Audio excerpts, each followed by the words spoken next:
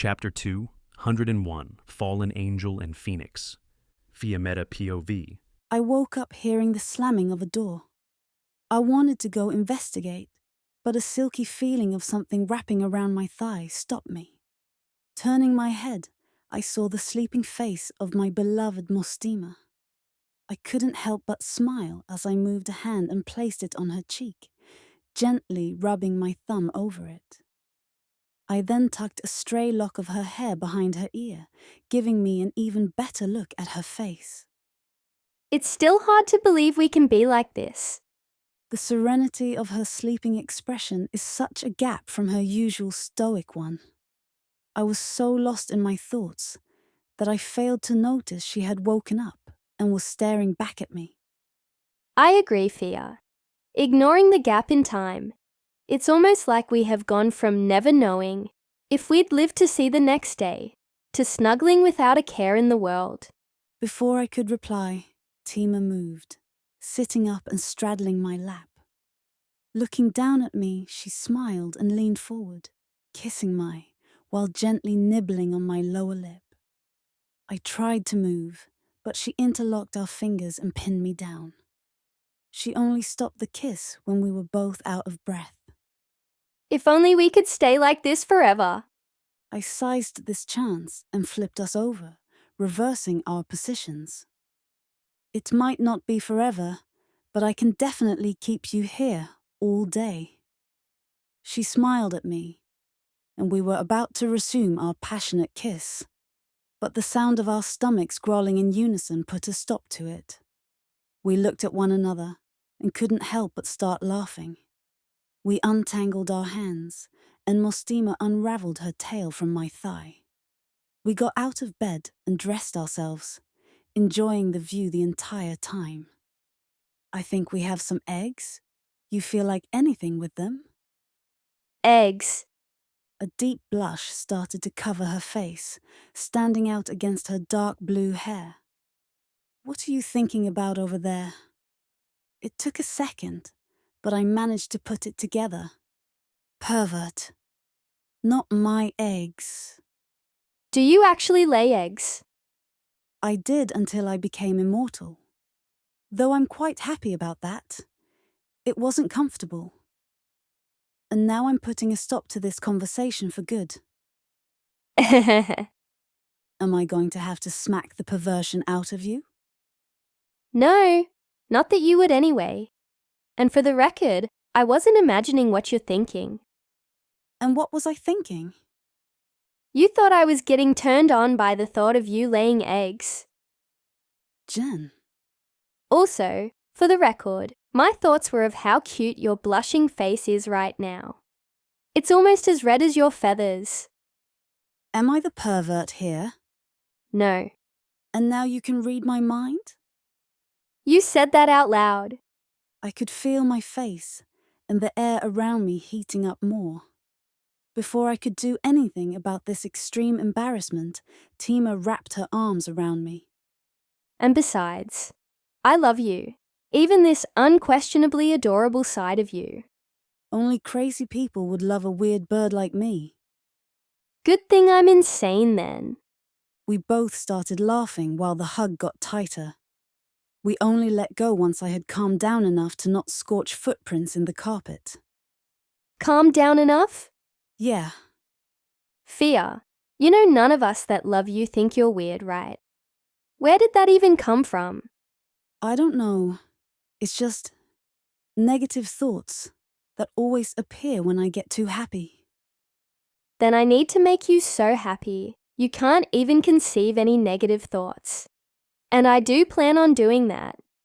I hugged her again when both our stomachs growled again. Guess we should go eat. Time's a wasting, and I want to do something fun with you today. Let's go then. Leaving the room, we walked down the hall and stairs, passing a dejected Gary and Frecky who were huddled by a door. Red. What did we do? I looked over at Mostima, and she shrugged her shoulders. The two spirits didn't even seem to notice we were standing next to them. Did something happen to Red? They jumped and turned to us. We don't know. We woke up and Red looked at us. Her face turned really, really red. Then she ran and locked herself in this room. Ah, What did we do, Mostima? Tell us. Red probably just had a good dream and is embarrassed. How do you figure that? Well, wouldn't you have a dream like that if you fell asleep wrapped in your lover's arms, with your lover in your mind and overflowing with feelings for them, especially if said lover looked beautiful and barely wears any clothes on a normal day? I see. Your reasoning is sound. What do we do? You just have to wait. She'll probably calm down soon, so just wait for her. Don't do anything rash like busting in there through. She'll definitely be upset if you do. The two nodded and sat down next to the door again. I smiled at Tima, and we continued into our destination. I cooked a small but decent breakfast for us. So, what are your plans for the day? We can't just spend it all inside. Kino has gotten more done than we have. Well, why don't you show me around Solheim? I've never been here in person before. Sure. Finishing our food, we put the dishes away and left the house. I showed Tima around the city. My favorite places, secret spots. Kino and I found a long time ago, fun shops, nice sights. We had a blast. Though, in the middle of our date, I decided the thing I wanted to show Tima the most. We made our way out of the city just before dark. We walked through the forest, past some suspicious burnt piles that felt vaguely of Kino, and up a hill. Atop that hill was a large tree. Ooh, perfect! We made it just in time. I grabbed Tima's hand and Run pulled her up the hill. I sat her down on a flat rock and sat next to her. This time of year, the sun set really early. They also caused some fun lights in the sky. Just as I finished speaking, the sun's completely set, and the sky lit up with the moons and stars as well as beautiful blue, red, yellow, and purple lights. I laid my head on her shoulder. Never mind. She laid her head on mine, and we enjoyed the aurora for as long as it lasted. Chaos. Realm. Payto? Don't worry about it. That's only going to add worry. I know, but it's nothing that we can do anything about. True. Chapter 2. 102. Closing events of the day. Kino POV. In the morning, I had a lot to do. I had to prepare for Mum and Emma's arrival. I had to talk to the guildmaster and deal with whatever catastrophe Jerry and Freki caused with Red and see Pram and Freya. It seemed Red's case was less catastrophic than I assumed, her blushing face being all the indicator I needed. I left the house and first went to see Pram and Freya. I caught them just as they were leaving, and I immediately noticed something happened. Glancing at their hands confirmed it. Congratulating them, I said what I needed to and left for the guild. Arriving there, I was immediately led to the guildmaster. I explained what had happened and the results, and we reaffirmed the agreement that this, officially, didn't happen. With that done, and some light conversation with a few homunculi, I left the guild. With the most pressing matters finished, I finally started going around and getting the things needed for the party tonight. It took most of the day, but I managed to get everything. When I arrived back home, Mum and Emma had arrived and were chatting away with Ablana and her sister. I was surprised since I expected a space when Mum arrived, but I didn't notice anything. I walked up to everyone, and Mum turned to me and smiled.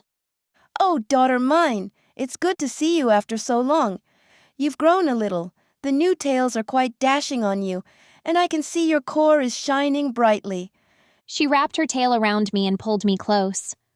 I instinctively wanted to struggle, but the calming effect of her embrace made those feelings vanish.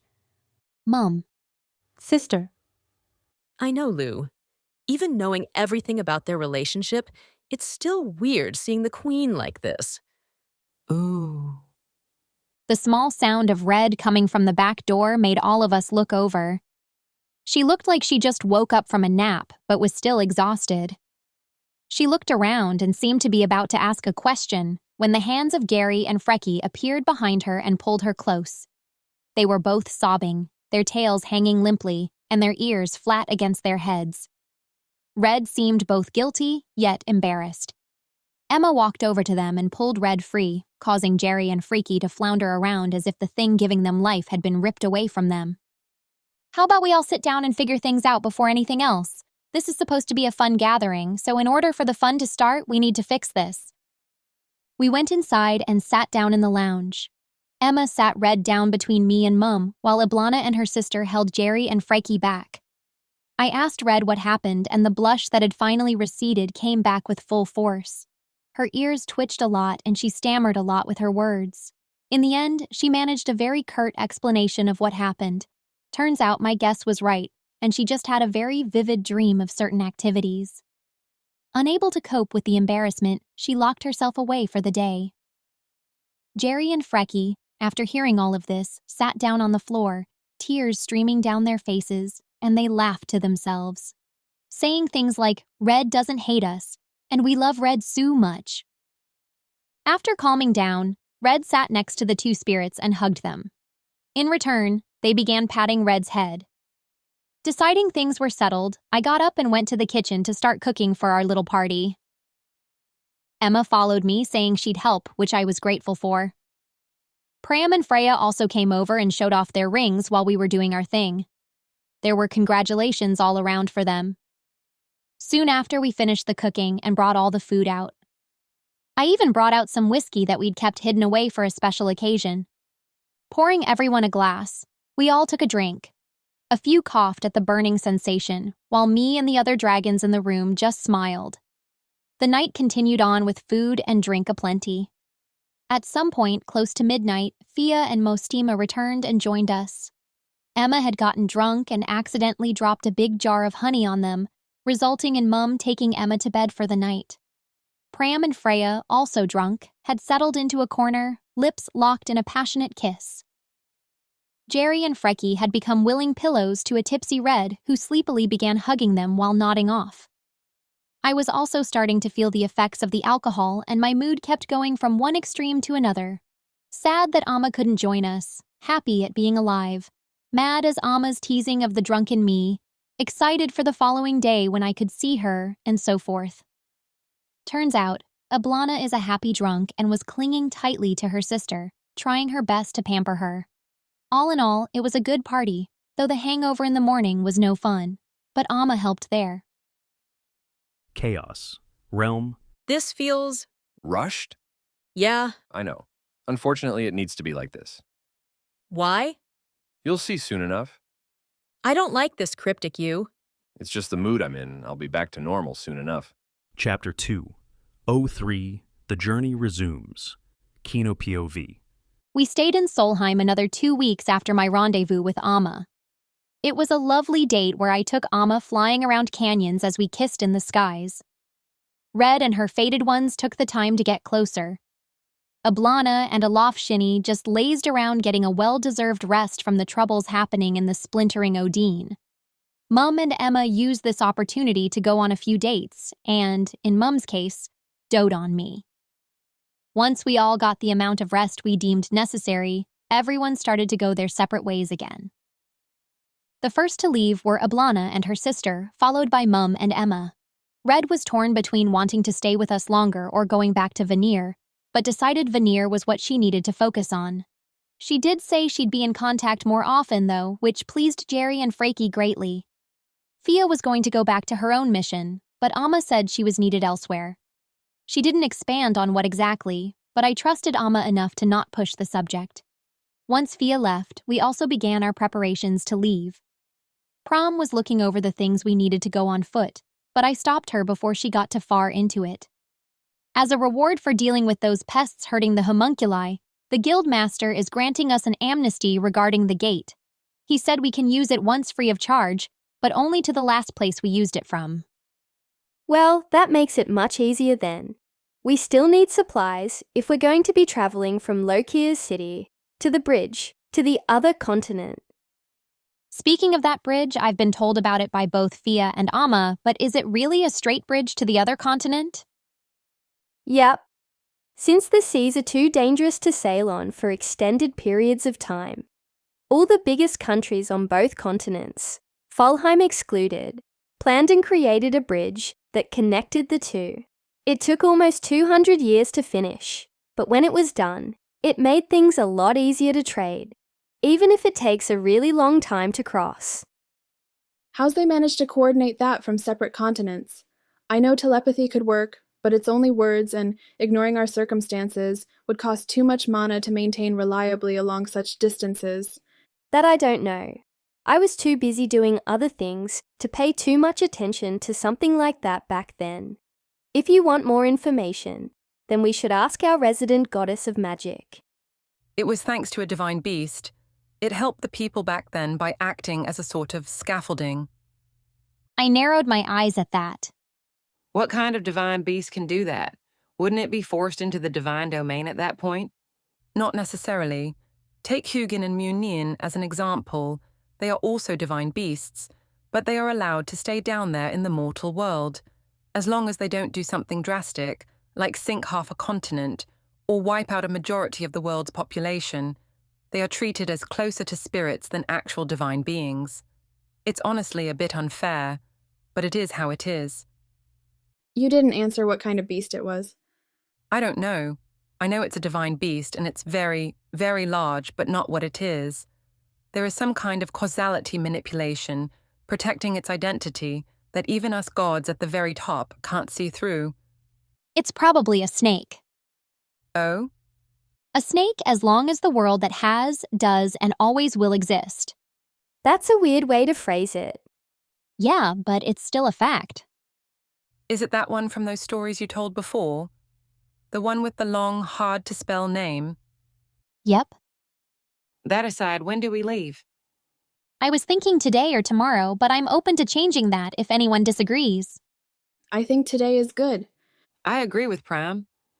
Since Fia left, I've just been waiting, so whenever is good with me. Then it's settled. We all stood up to get ready. Pram and Freya left to go let Pram's people know while Mostima and I went to buy supplies. A few hours later, we all met up at the guild gate. The guild master was there to see us off along with a few homunculi who all had small, near imperceptible smiles. We bid them farewell and stepped through the gate. After getting over the weird feeling using the gates gives, we made our way to the top floor of Lokir's guild hall before freezing. The place had changed completely from when we were last here. The once full stonework of the building had become half overrun with roots and greenery. Small animal-like lizards scurried around while small birds chirped above us. The already existing architecture seemed to be seamlessly merging into the new, natural formations, and the people who came here for work seemed to accept it like it's been like this for years. I covered myself with an illusion before anyone saw me, and we made our way out of the guild building. Outside was even more surprising than inside. The once desert city had seemingly transformed into a city overgrown and integrated into a jungle. Vines, trees, bushes, and other various plant life growing around it on roots from the biggest tree in the city. The small canals that had been here had grown wider due to the plants breaking through the ground and made it more humid, but in a pleasant way. This is getting out of hand. Well, you know what they say about divine miracles. They are as ridiculous as the gods that grant them. Hey, I'm not that ridiculous. Pfft.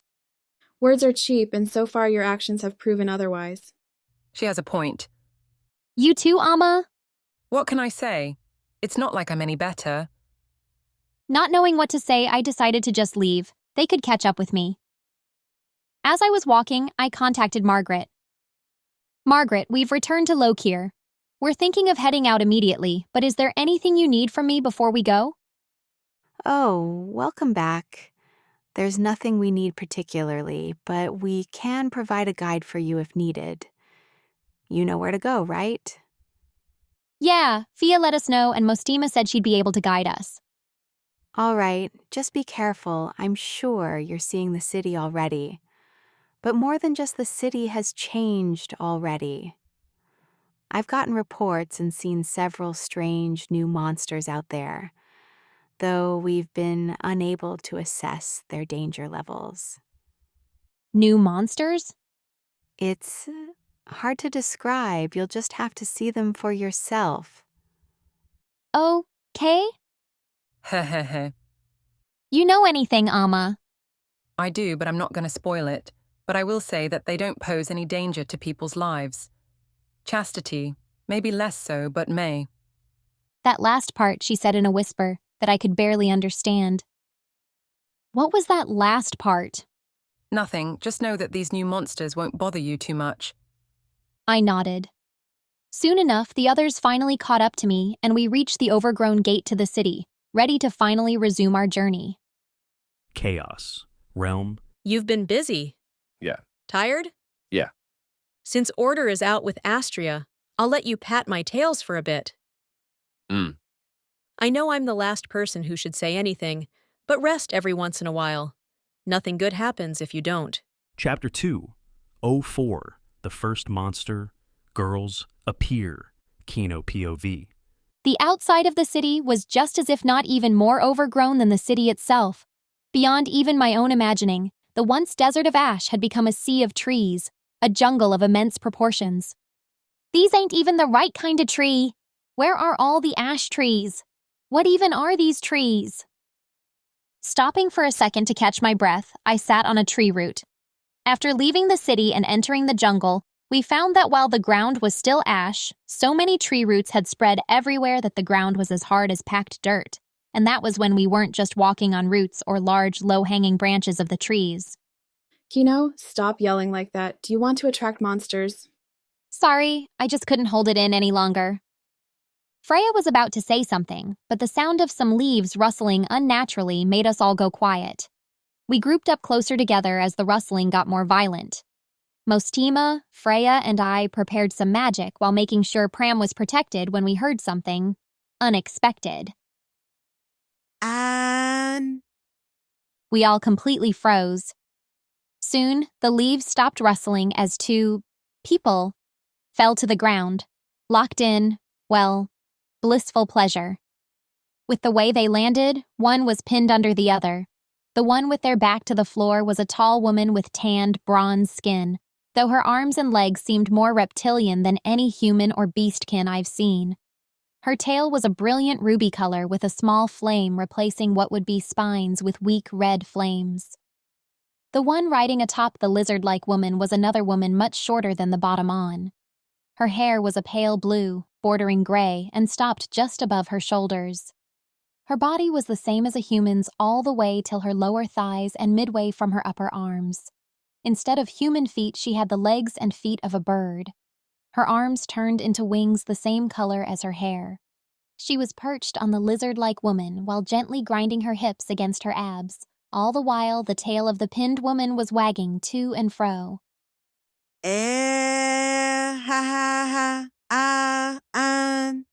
The bird lady seemed to be on the cusp of finishing when the pinned woman moved her knee, knocking the bird woman off balance and flipping the dynamic.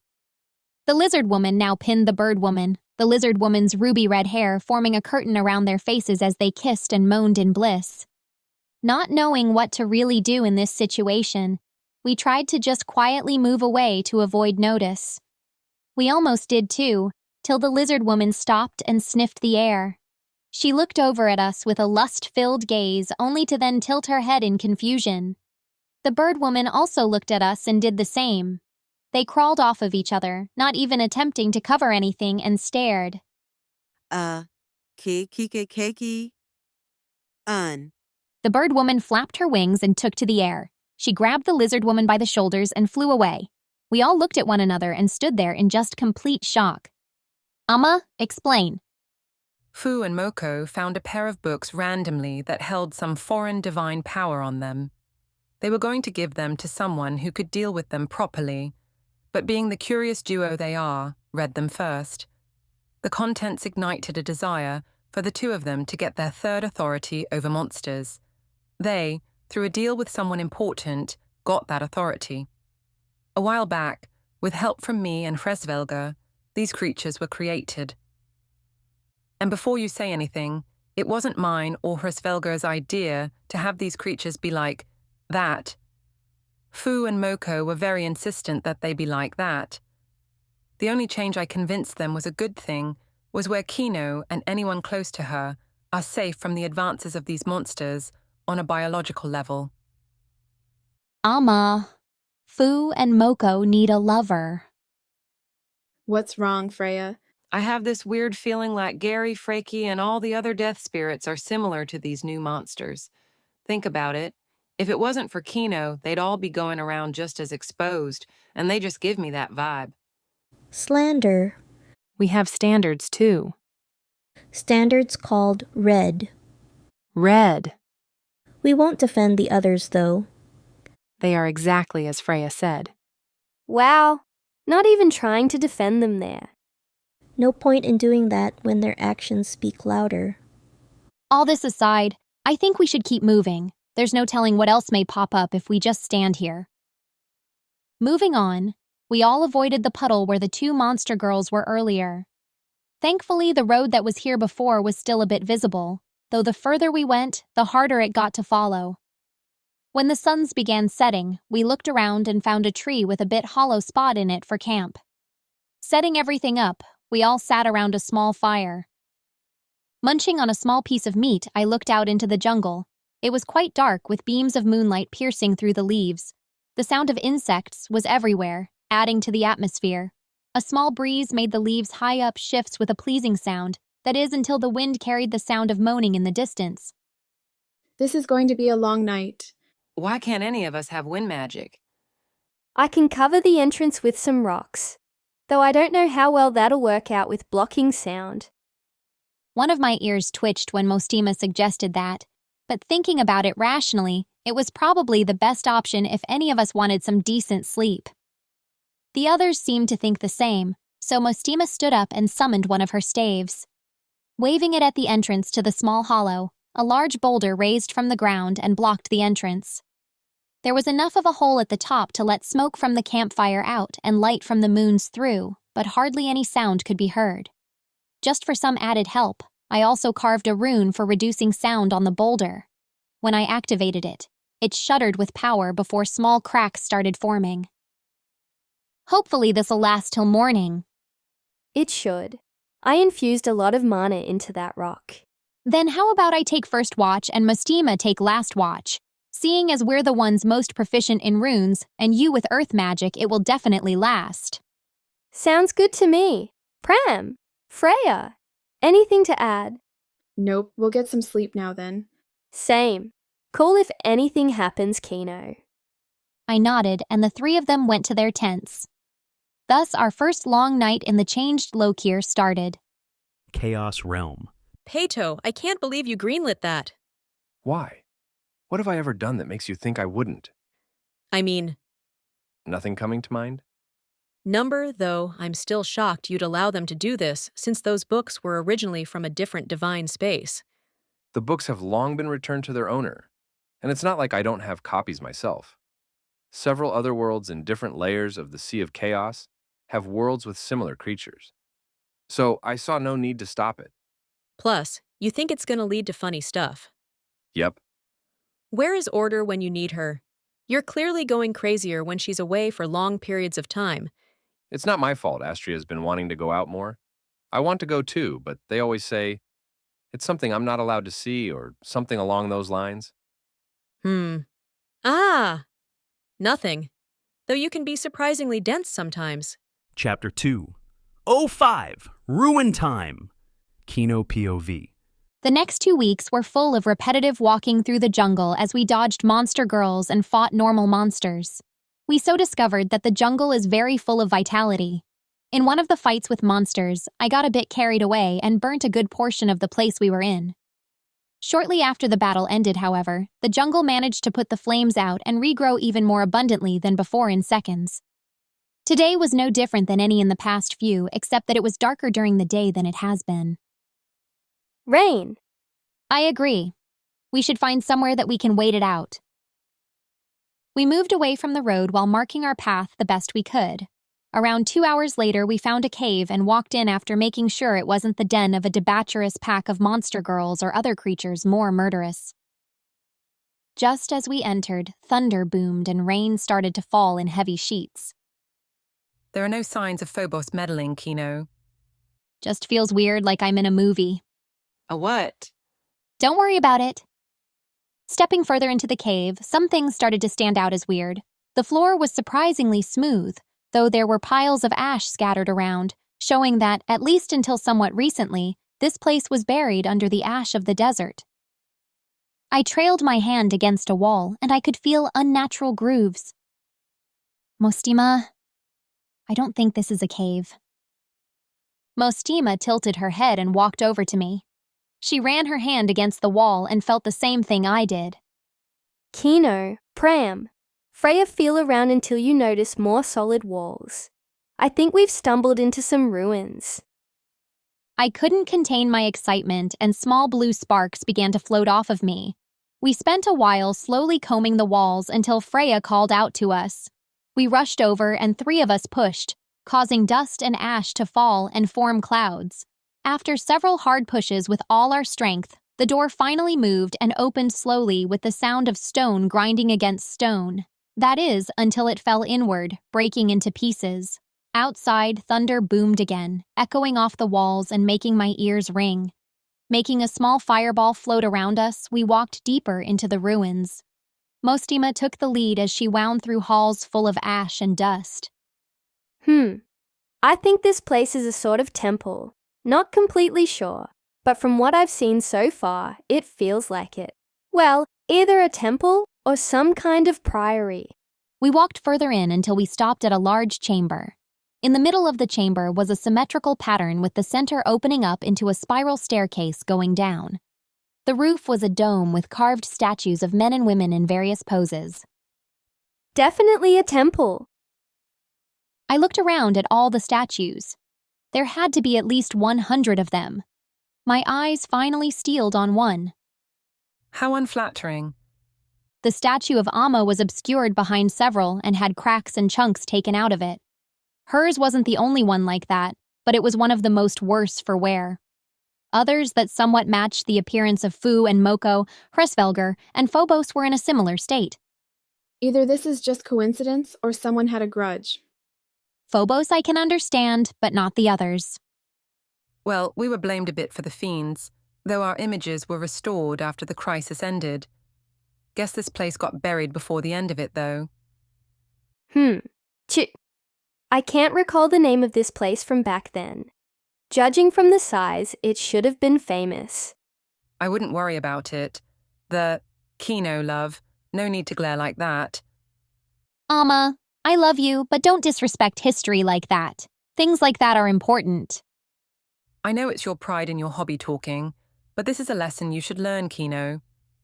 When you ascend fully and your mind adapts, you'll come to understand the importance of not saving the names and extreme detail of all this when a civilization has fallen. Sure, keep some of your favorites like I did with the artsy Falheim people, but remembering every little thing will only stress you. Amma, that's where you're wrong.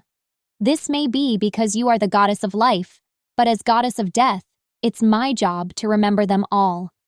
I'm supposed to be the one giving people peace of mind when they die, and what most every mortal wants, even if they don't consciously know it, is to be remembered.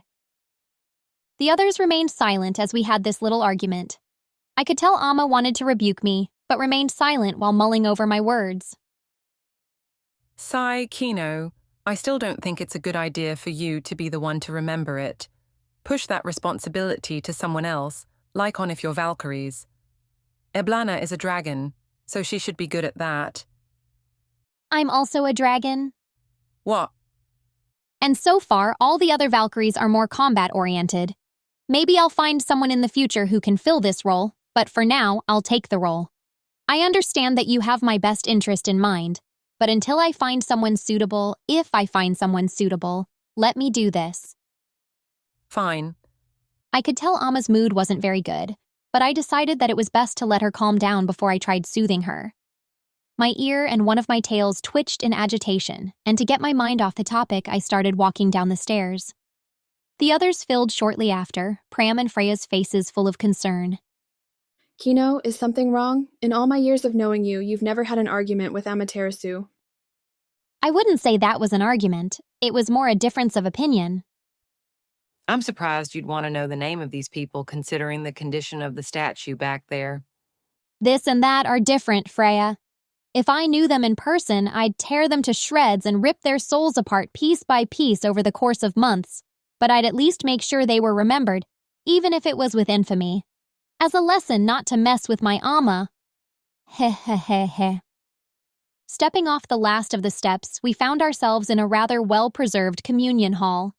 Small bookshelves were placed along the walls, their contents there, though their condition unverifiable at the moment. Pillow-like objects lined the middle of the room, covered in ash and dust.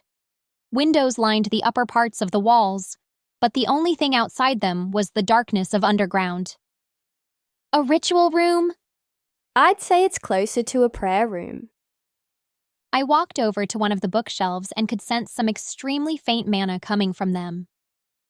Preservation magic. So they won't turn to dust if I touch it? Number. Amma, there's no need to pout like that. Humph. I turned my attention to the books while leaving half my thoughts to cheering Amma up. Looking at the spines, I understood nothing. Mustima, care to come translate? She stepped over from her place observing the other random things in here. She looked over the spines of the books in front of us before reaching out and picking one up. This one is about the basics of something called meditation. She flipped it open and began flipping through the pages, skimming it quickly. Apparently people who did this could make their magic more potent or understood their bodies better, which overall improved their abilities. I don't remember that being extremely effective, but it's also a practice from before the fiends. You should all try it. Humph. Fine, if that's how you want to be. I moved over to one of the pillow things and picked it up. After waving it around, a lot of the dust and ash came off it, and it thankfully didn't rip due to the preservation magic placed on it. Sitting down, I looked over to Mustima. Cross your legs, close your eyes, and empty your mind. After that, focus on your mana, feel its flow, and focus only on its flow. Apparently, if you do it right, you should find yourself becoming more in tune with your body and mind. I did as she said and tried focusing inwardly. I felt the flow of my mana, the fiery pulse of my dragon core, and the slow, steady pulse of divinity. I felt a strange pull when focusing on my divinity, but decided to ignore it for the moment. My divinity didn't like that, and before I knew it, my consciousness seemed to have slipped away. Chaos Realm. Payto, this better not hurt Kino. It won't. And she better make up with Amaterasu after this. She will. You're being quite concise today. Trying to focus? On what? Feeling waves in the sea of chaos. Something in one of the layers is getting disturbed, but it's just small enough for me to have trouble finding it. That sounds bad. It isn't really. Just some arrogant god somewhere is trying to do something stupid. They'll be dead when I find out their exact location. Happens more than you know. All right, just let me know if you want help. Orders coming home soon. Yay. Foo. Chapter 2. 106. Meditation's Beginning Effects. Amaterasu Point of View. Looking at Kino sitting there meditating, I was ruminating on our argument. Thinking it over, I understood what Kino meant, but I feel like she's going about it wrong. I, however, am also at fault here since I phrased my side completely wrong. I hoped she would finish this meditation quickly so I could explain myself properly, but then something happened. Kino stayed in meditation posture, but our connection thinned and she slumped forward, the shining core in her chest pulsing with light between the normal blue and the gold of divinity. Kino? Kino POV. I woke up in a strange space. Everything was tinted in blue and frozen while heavy winds howled around me. It felt comfortable to me, though. To normal people, it would freeze them near instantly. And if they didn't, the wind felt sharp enough to cut. Above me was my sun, but extremely close to me, giant glaciers seemingly holding it up. On those glaciers, in the air around me, in the sky next to my sun, under my feet, Everywhere you could see runes glowed faintly. Where? I tried taking a step, but my body felt incredibly sluggish. I wouldn't move if I were you, at least not until you are more in tune with yourself. A sunbeam shining through the ice in front of me became surrounded by runes. The runes glowed brightly until they formed into a ghostly version of me. Damn, I'm hot. Huh, I agree. Though considering I am you, I'd just be agreeing with myself. Meh. Let's get on to business so we don't worry Amma anymore. I'm here, as a representation of your divinities, to tell you to get your shit together. Even after training with *% += you've just stabilized your dragon core to use divinity with mana. You haven't done much more than basic control training for your divinities. Amma said. She didn't say to not practice with your divinities, just not to go overboard in doing so. Also, that argument the two of you were having was dumb. And I think deep down, you don't mean to go so far with that thought of remembering everything. This made me mad all over again. What? Shh, no time. The longer this takes, the more panicked Amma will be, so let's get on with it. In a flash, I was somehow sitting down in the same position I remembered. Now then, close your eyes and listen to my words. I did as my strange other self said and closed my eyes, not seeing any point in quipping back since Amma is more important. We'll start with Sun. She said that, and I immediately felt a change in the surroundings. The cold was completely gone, and I felt like I was being submerged in lava. It was a nice, pleasantly warm feeling. Heat, life, death, light, hope, despair, warmth. These are just some of the things we, as one of the suns, represent. If Amma is the morning, we are the evening, the sunset to her sunrise. Her light guides those out of shadows while ours lights the path to their resting place. Her words, though weirdly profound sounding, made so-thing esoteric click inside me. The feeling of warmth transformed into a still extremely pleasant inferno. Now, death. The inferno around me seemed to flow inside me, resting right where my dragon core was.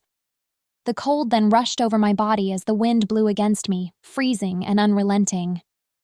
The end, opposite of life, the primal fear, inevitability, the goal of all life, mortality's greatest enemy. We are the end of one journey that prepares the soul for the next. We are the most relentless huntress and the most caring being. We grant release to all. We punish the wicked and embrace the innocent, ease the pain of the suffering. The wind and ice seem to slowly condense and begin to flow through me, finally settling next to the inferno from before. And finally, runes. There was no physical feeling this time, but my head was starting to fill with information. Pictures of runes I knew mixed with ones I didn't. Runes, a new concept in this world. Condensed knowledge meant to enhance magic, while magic enhances them in a perpetual cycle of improvement. An Ouroboros. While you know them and their meanings, you struggle with their application. Mix some mana, some divinity, and the right shapes, and you can do whatever. But you forget, runes are just a form of written language. They can also be spoken. Stop using them so sparingly. This was an epiphany to me. I had completely forgotten that this was the case. The feeling of this cemented itself in my mind as a sort of indescribable power, settled next to the other two inside me. Now then, to put the finishing touches, so to say, in this. I heard echoey footsteps and felt the faint presence of that ghostly me sitting in front of me. Don't panic when you feel this, it's all part of the process. Before I could question what I meant, I felt my hands touch and then sink into my chest. It touched the metaphorical orbs surrounding my dragon core, which sent shivers up and down my spine. I took the hot one and slowly merged it with my dragon core, causing the inferno to flow through my body. I felt it travel through me like blood, going to every part of me from my ears to my tails, and everywhere. I felt like, if I didn't do something, I'd burn everything around me. Good, keep doing that. We don't want to hurt our family. I made the inferno inside me intensify while I controlled that flow until there was a sort of equilibrium between the flow and the output from my core. Perfect. We're moving on to death now. The cold did the same as the inferno, though instead of replacing the inferno, it flowed alongside it. It felt weird, but it didn't change what I had to do. The difficulty in controlling both of these at the same time increased drastically. It felt like if I didn't manage to get everything under control, I'd pop. After what felt like ages, I got used to the feeling of the energy flowing inside me. Amma taught us well. Now I do the same for runes. But that one could get us in trouble in the mortal world if we went too far, so we'll leave it like it is for now. If we do this again at around 8 tails, it should be more acceptable. Do try to use the runes you actually know for now, and don't fully utilize the others you don't, especially the death runes or the hive runes. Those are only allowed after you ascend fully. I slowly nodded my head. I didn't really get what I was saying, but there were some especially powerful, ominous runes floating around in my head. If I had to describe them with colors, the runes that were safe for me to use were gold, while the supposed death runes were a foggy black, and these weird hive runes were a pale, poisonous green.